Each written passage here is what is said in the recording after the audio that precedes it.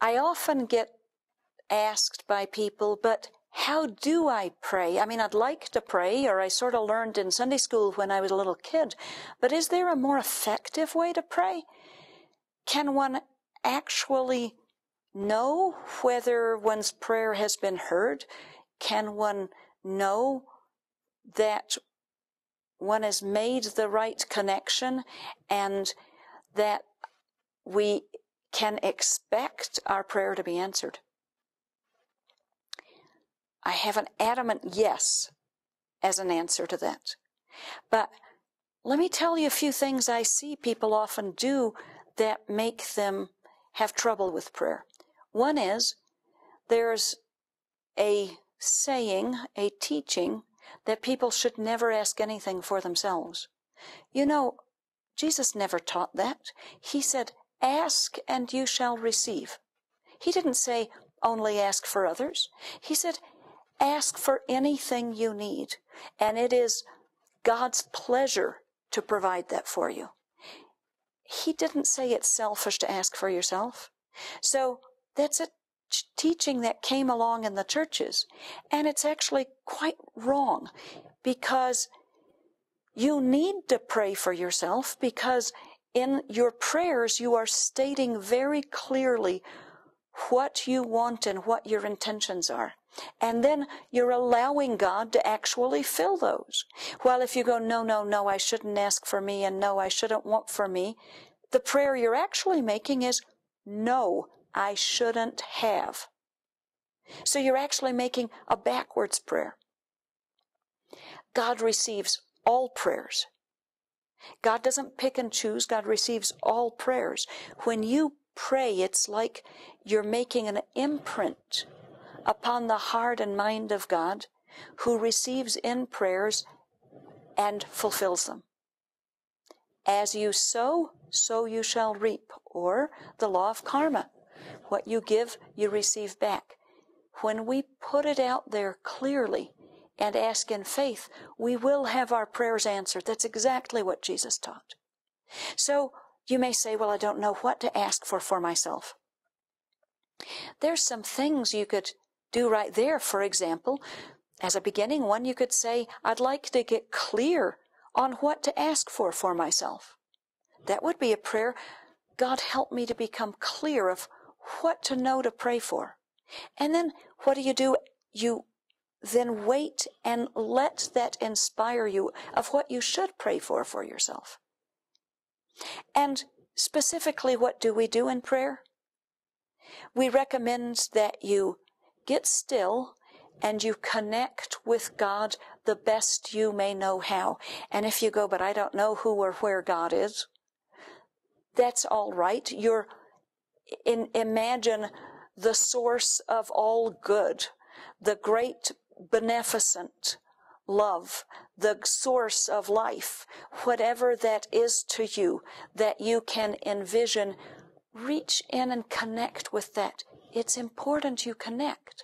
Often I see prayers spoken, and when I watch the energy of the prayer, people are speaking, and I sort of see the words just fall down right about here. They're just falling. They're not reaching up into the great heart and mind of God. So you need to open your own heart and mind and make a connection with the great source of love, our Creator, the source that you came from, whose son or daughter you are. So there's a reason for a connection. We are sons and daughters. So you reach up, you make the connection the best you know how, and you then state what it is that you want or need, and you allow God to receive it. You can stay tuned in till you feel it received, and then you say thank you, because you know what you ask for in faith, in trust, in connection will be given. Then you go out and you go about your business, knowing that your prayer has been heard. I recommend you allow God to answer it even better than what you could have imagined. You may have had a limited view of what might be good for you, and in your prayer, you could include that if God has something better for you and for all involved, that God should feel free to do that instead. And then you go about your day and your life, looking for where the answer of that prayer is going to appear. It could come in many different ways. It's not your job to determine how it comes. That's up to God. You just look for the evidence of it coming through. And then remember to give thanks when it does come through. So few ever give thanks. So few ever give credit to the source. And then when we speak of how do you pray for the world, for world situations, for others, the same thing in terms of you get still and you open your heart and mind and let those connect with God the best you know how. And you speak into that compassionate heart of God what you want, that you are heartbroken over the hunger in the world, over the injustices.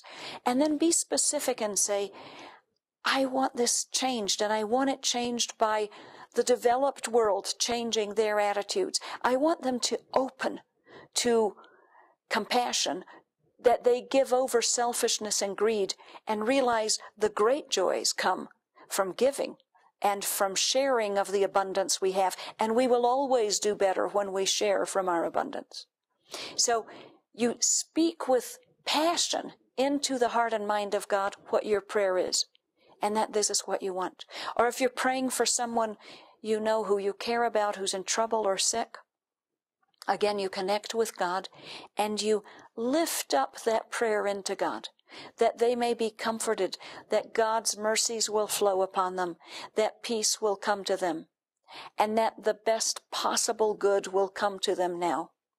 And you envision that happening for them, and you thank God for always answering your prayers. This is how you can participate in creation.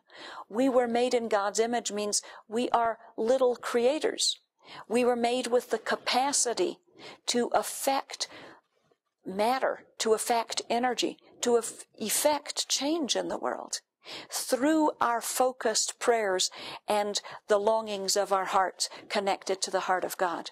I encourage you to try it and involve yourself in this wonderful practice, and you will discover it is a great connection to the divine, and it will become over time one of your favorite things to do each day, to connect with your Creator, to give thanks and praise, and to state your needs and the needs of others that you would like God to address.